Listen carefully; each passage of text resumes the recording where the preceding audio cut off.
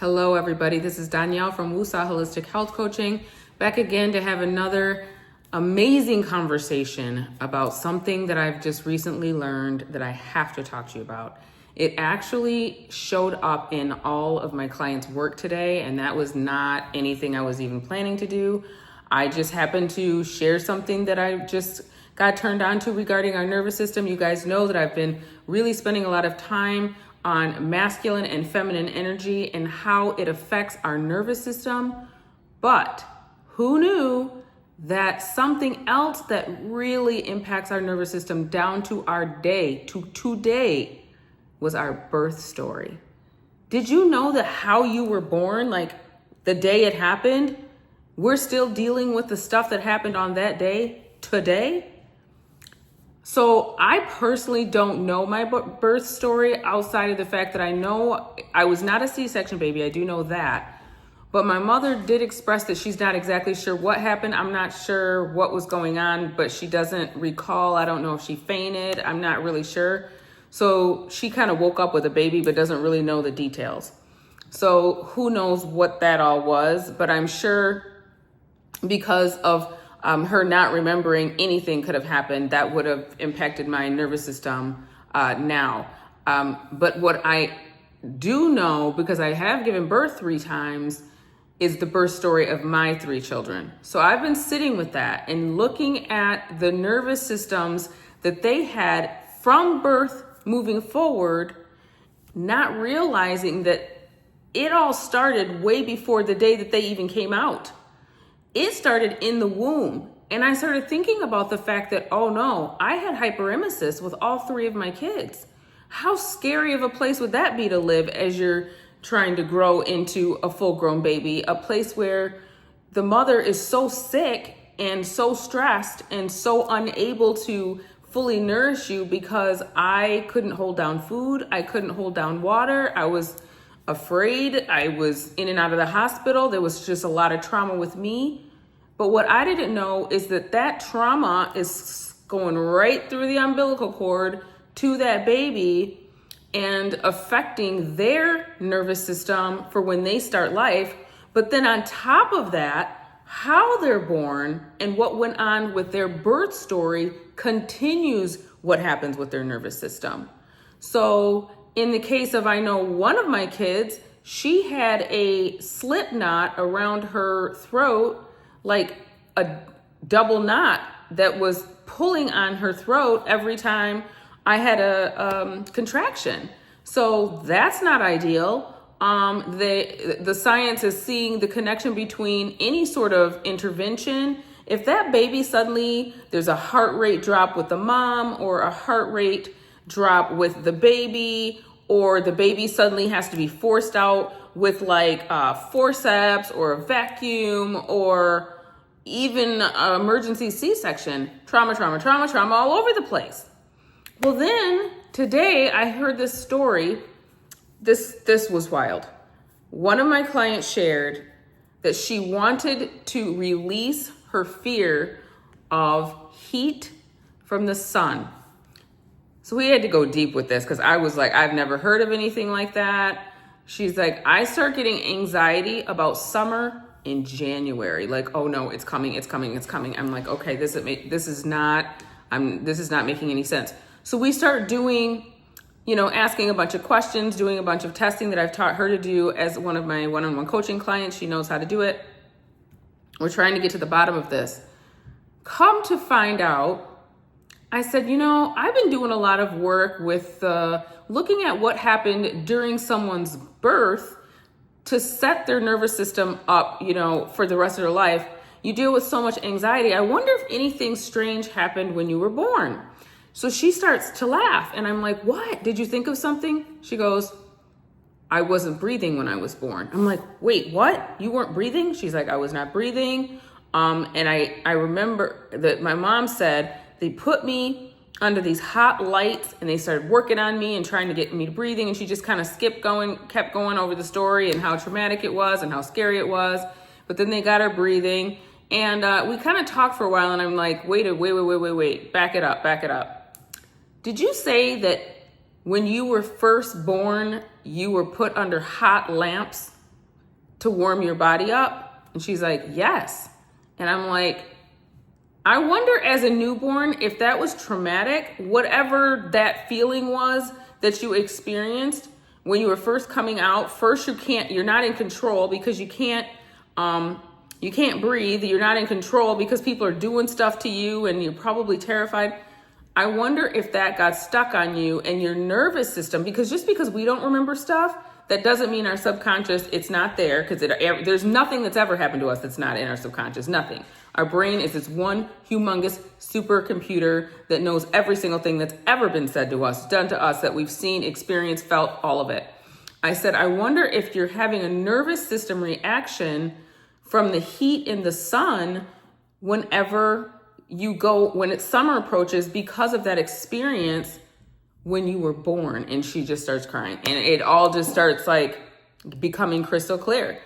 The birth story, there was a trauma response that hit the nervous system, and boom, we now know what we need to do to release her fear of the heat. Another story today that was crazy with someone totally different was about why he feels so anxious in a setting where he's unfamiliar, where maybe there's a lot of people around, perhaps like a nightclub, and if he's with his girl and he's like, he can't relax into that scenario. He can't just like enjoy the party or whatever goes on in nightclubs, because he's watching every door. He's watching every, the entrances, who's around him. If anybody looks like they're up to no good, he cannot stop that unsettled, anxious feeling inside of his chest. And like, he needs to be ready in case he has to do something. So we talked about maybe, what is that feeling tied to?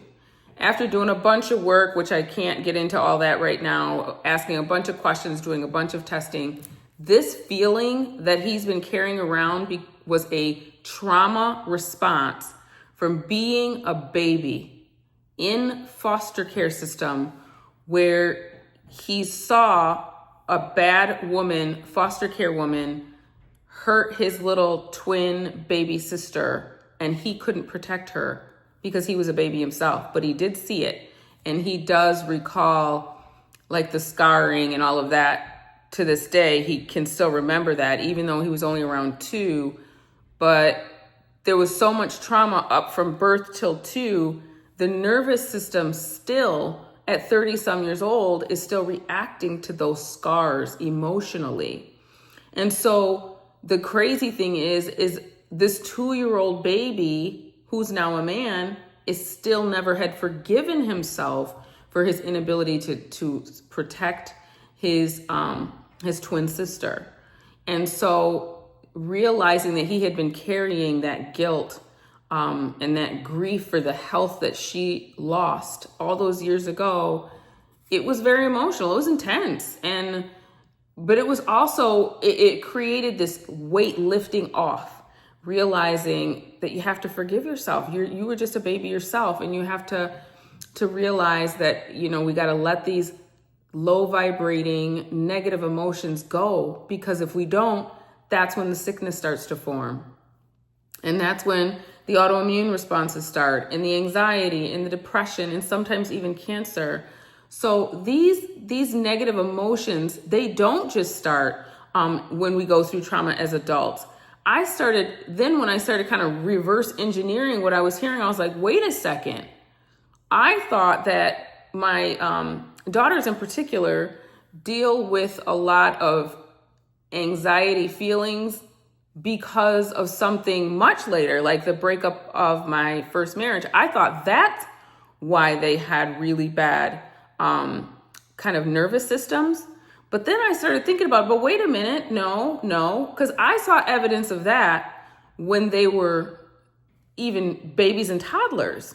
Like one of my babies, it was like no matter what I did, I couldn't console her. She was like always agitated.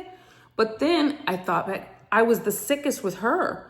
I was like I don't know, they were just experimenting on me basically. Hyperemesis is not very common at all in pregnancy. I don't remember the statistic that the doctor told me, it's 1 in however many women, but it's not very often that it happens. And the other thing is, most moms, if they have hyperemesis, they don't have 2 kids. I had 3. Anyway, you're hopeful that it won't happen a second time, but, as it pertains to me, it was like I was allergic to pregnancy hormones. And so it just happened every time. But imagine how scary that would feel as a baby. And some of the content that I've seen recently, they're talking about how scary it even feels for a baby when the mom goes into labor. So they're in this like safe space. Let's say if I'm not the one carrying the baby, they're in this safe space. And then all of a sudden, all these things start happening, contractions, the baby's getting pushed and pulled and shoved into this narrow, dark canal where they can't see and they're completely out of control. I've never thought about that before. What does that feel like for the baby? I've always was like, oh my word, the trauma of the mom and how the mom feels. We all just think about the mom. But I never in a million years thought, what would it feel like to be a baby going through all that? And all of a sudden you're emerged into this cold world and people are stabbing you with needles and pouring stuff in your eyes. And if you wake up and you're not breathing, they're doing a bunch of stuff to you, or if you're getting yanked out, if you're in a C-section situation, you could see how the nervous system would just be like, ah, and it doesn't just heal on its own. There's work that needs to be done. And that's why I think even too, it's important for new moms to know sometimes that neck, when that baby's coming through, something happens to the neck of the baby. It happened to my best friend's firstborn, and I'll never forget that. Something happened to his neck when he was coming through the birth canal so that he couldn't nurse. So a baby can only go without nursing for so long before the baby is screaming because they're starving and the mom becomes engorged. And so that's a whole other problem. So all that was the quickest little tiny chiropractic baby adjustment. I know my little nephew, he's 6, he has a chiropractor, he gets adjustments because the trauma of coming through that narrow pathway, it can throw the baby's balance off, and they need a chiropractic adjustment just like adults do. So sometimes that can really help a baby. And then there are some specialist chiropractors that they do help work with the baby's narrow nervous system. So maybe we can kind of just block some of the trauma that our older kids are having if we start working and being aware of their nervous system way before they become older and older and older, and take those traumas all the way into their adulthood. And now they're dealing with serious diseases and serious chronic illness. So once I saw that connection, it's like, we got to go way back and not just think about, oh, well, mom and dad broke up, or this was mom and dad were doing this in the house, or this was the kind of vibe was going in our house. And so that's why my kids have really, really severe problems with their nervous system today. No, it could have started when you were carrying them and you just had a rough pregnancy, or you were super stressed out while you were pregnant, or maybe you just didn't want to be pregnant. I mean, the baby can feel all of that. And so it changes our responsibility if we're even going to have kids, and how we take care of ourselves. We talk a lot here about feminine energy and making sure that our masculine energy is under control because of what it does to our nervous system as women. But then take how much more soft we would need to be with our nervous system when we have another life that we're responsible for, and trying to protect that baby's nervous system, because they've got to deal with those feelings all through their life. And the work that I did with the clients that I had today was so, so intense. I just scratched the surface of some of the things that got revealed that needed to be released from all the way to newborn. Heavy feelings like fear and anger. There was guilt. There was, There was desire in one. There was just so many intense things that no baby should even be dealing with. But we forget that babies are people, and those people have nervous systems, and all of those events on the day that they were born are affecting them. So imagine moving forward what's affecting them. I saw a video recently that said that's why it's so important when you put a little child in front of, let's say, a movie or a tablet or a phone, you're literally changing who they are. You're literally changing their brain in those moments, because that brain is just firing and it's picking up everything and it's changing the way they see the world. So when I heard that, I was like, ooh, that's really scary. So, I mean, I don't have babies anymore. I have kids, but they're not babies. But just keep these things in mind. If you think you want to have a baby, if you have a toddler, if you have little ones, just remember the stuff that's going in their brain is literally shaping who they're going to be, how they're going to feel, what they're going to deal with. If they're going to struggle with, dealing with anxiety, depression, and all the rest of it, it starts way before we ever knew it.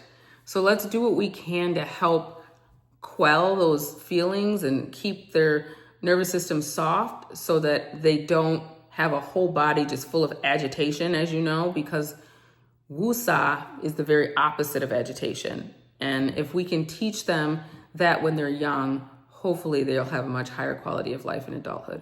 So that's what I wanted to talk about. Do you know your birth story?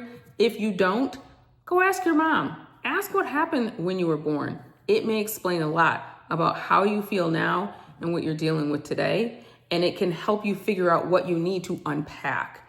Because just because we might have had a really bad birth story, that doesn't mean that nothing can be done about it.